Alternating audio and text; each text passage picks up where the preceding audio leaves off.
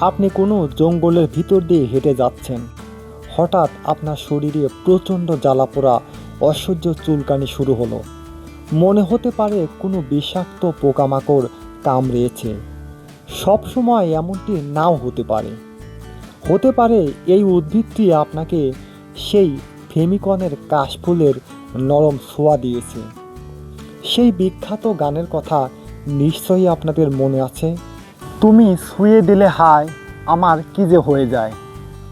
আমার তো মনে হয় এই স্টিংগিং নেটল উদ্ভিদটির পরম ভালোবাসা পেয়েই ওই ভদ্র মহোদয় গানটি লিখেছিলেন।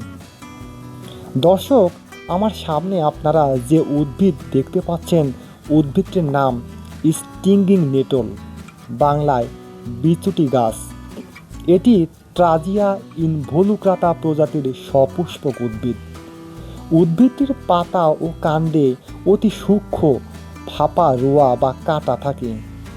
রোঁয়াগুলিতে হিস্টামিন, ফর্মিক অ্যাসিড ও সেরোটোনিনের মতো রাসায়নিক উপাদান থাকে।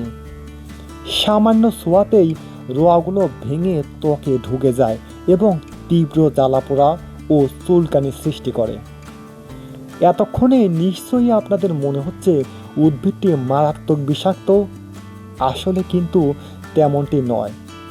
এই বিচুটি গাছের বেশ কিছু উপকারিতা রয়েছে। এর পাতা এবং শিকড়ের নির্যাস বাতের ব্যথা, জয়েন্টের ব্যথা দূর করে। অ্যালার্জি, চুলকানি, ডায়াবেটিস নিয়ন্ত্রণ করে। চুল পড়া রোধে এবং সংক্রমণ সারাতে সাহায্য করে।